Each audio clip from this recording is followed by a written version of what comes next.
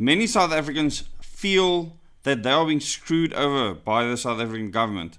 And this happens in many ways. Yesterday I spoke about the boreholes that they want to regulate. They want to regulate JoJo tanks. They want to regulate your solar panels on your roof. People are absolutely fed up. And now they come with more. So there's 2 articles from the Daily Investor that speaks to these 2 specific things, but there have been many other articles to cover it, and you will find a link to these articles in the description below the video as well as in the first comment. So do like, share, subscribe, click that bell icon so you can get notifications for future videos and make sure that your YouTube notifications are turned on. South African taxpayers hit with frozen bank accounts and SARS deductions. So this has been happening for a very long time, that SARS would just do deductions from people's bank accounts or from third parties, etc. But now they are going and freezing people's bank accounts, and in many cases illegally so.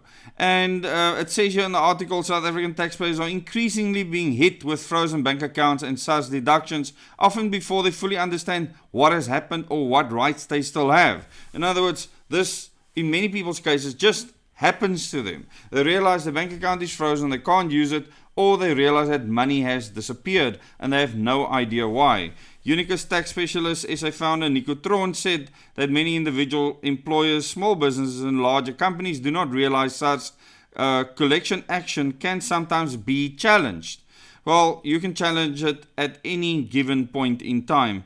But at the end of this article, you will see that you need to have legal counsel and take them to court if you want things done fairly rapidly. In some cases, a collection action can even be reversed. The mistake taxpayers make is assuming that because SARS has taken the money, they must have been entitled to do so, Tron said. Well, obviously, SARS makes mistakes, and all I want to tell people is just be aware that they can freeze your bank account, not just take money out of it. And this is why many people don't keep their funds in their main account for that reason, and then do transfers as they do their shopping or online transactions or whatever the case may be. SARS has significant powers to collect outstanding tax debts, which can have a dire effect on salaries, business bank accounts, or funds held by a third party on behalf of the taxpayer, like your employer. And in many cases, your employer might not be paying the tax deductions on your salary. They might be keeping it for themselves. When you've done nothing wrong, they've deducted it from your salary, and now they're not paying it towards SARS. So there's a lot of problems with SARS just going and docking money from you. So this is something that people are furious about. South Africans are getting really gutful, getting really angry about this. But the next thing, which is still open for public comment, they've extended the period for public comment, is going to make people even more furious. Government defends the rule that could force South Africans to sell their crypto gold and foreign exchange to the National Treasury. So, the National Treasury has extended the deadline for public comment on the draft capital flow management regulation and clarified some of the rules' more controversial points, because people are demurring, and they have responded vehemently to this, and now the National Treasury is trying to make as if it's not such a big deal. This includes the requirement that South African residents sell their gold, foreign currency or crypto assets to the National Treasury if they exceed a specific threshold set by the finance minister. And then they make as if this is just for criminals. According to the Treasury, concerns over this requirement are misplaced. That's what they always say, as it would only apply in limited circumstances where an offense has been committed. Come on, they just said that there's a threshold. The National Treasury published the draft capital flow management regulations on the 17th of April, so this is fairly new, 2026, with the deadline for public comment set for 18th of May, which is come and gone. A month, people. They give a month for public comment on something like this. At least they're not doing it over the December holidays. These draft regulations form part of a broader effort to address gaps in South Africa's current exchange control regulations, which is to bring it in line with international regulations. And when everything gets digitized, you will have zero privacy with regards to any payment that you will make.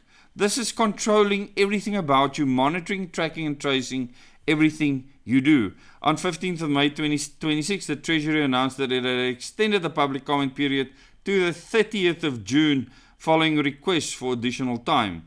In this announcement, the Treasury also sought to clarify some aspects of the draft regulations that drew strong scrutiny when they were first published.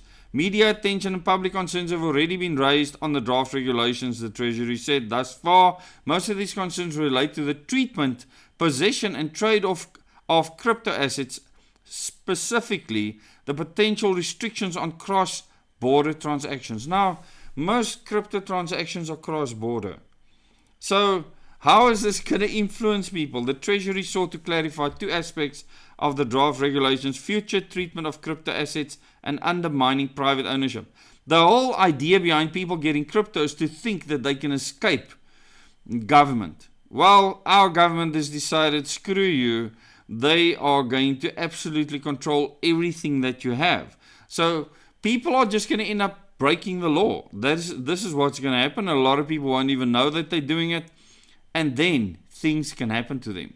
You can be criminalized because of it. On the first matter, the National Treasury explained that the draft regulations do not intend to criminalize the possession of crypto assets or to apply the regulations retrospectively. A proposed cross-border crypto asset framework in the form of a draft manual will soon be released for public comment to complement the draft regulations, it said. This draft manual will provide clarity on the proposed activities that would result in a crypto asset transaction being considered a cross-border and the transaction being subject to appropriate capital flow management measurements.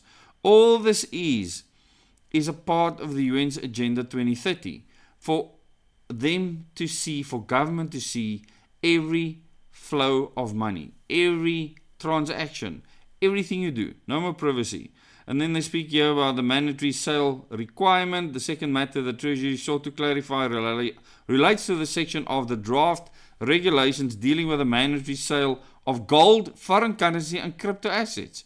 Under the proposed regulations, this is ridiculous. South African residents who obtain possession of or the right to sell these assets exceeding a specific threshold must declare an offer to sell them to the National Treasury or an authorized dealer within 30 days. And they say that they will give you a market value, but this means that our government can literally take possession of your crypto assets, which you might have bought because you don't believe that the fiat currency system will sustain itself. This determined threshold will be set by the finance minister, while the amount payable for the assets will be fixed by the Treasury or an authorized person. Notably, the amount cannot be below the asset market value, as I mentioned earlier, and must be paid out in South African rand. This is a balls up. This is not what people that bought cryptocurrency wanted. So I want you to tell me in the comments what you think about this. You can read the rest of the article, but anyone holding cryptocurrency need to be aware of what is happening here. What is cross-border trade of crypto? As far as I can see, they haven't specified it. They also haven't said what the limit is that National Treasury or the finance minister will make. So these are all guesses at this stage, and I understand why people are enraged. And I think that this is going to be a war between the people that are obsessed with cryptocurrency, and I warn people that it's not the golden ticket. It's not the golden nugget. It's not the golden rivet. It will backfire on you one day, and you will see how people will still be captured within the blockchain. But our government is deciding to make it hell for you even before that time comes. So enjoy, leave your comments. I don't believe government should take people's freedoms away to do things, even if I think what they're doing is stupid. So I don't agree with government sticking their nose into everything, into your bottles, into your solar panels, into your everything that you do, your tanks that you put up for rainwater collection. They must stay out of our business and stay in their lane, which is to do legislative work that doesn't take our freedoms away. At the moment, government is operating like a business because they are running out of money, because the people they are screwing over are leaving the country and taking the money out of the country. Now government wants to force you to sell your gold, your foreign exchange and your crypto to them at a predetermined limit. Thanks so much for watching. Tell me in the comments what you think of this mess that is our South African government. How much longer will you tolerate this? The only way to fix this is to change the political system we find ourselves in. The entire GNU is supporting what is happening right now. Don't just blame the ANC. There are many parties that are part of the GNU that are screwing you over and trying to force a digital age on people when we are organic humans. I'm not a freaking robot. I'm not a computer. These things should be used as tools. I'm also not AI. Our government need to learn. They need to learn one very important thing. That when a certain threshold is crossed, the people will get gutful to the point where it becomes violent. And this is something I certainly want to prevent. So do the right thing and leave us alone. Thanks so much for watching. Please remember to like this video, subscribe to the channel, click that bell icon so you can get notifications for future videos. And remember, the link for both of these articles are in the description below this video, as well as in the first comment. Tell me in the comments, how gutful are you of the current government? Let's change that system. Vote for system change in the next elections.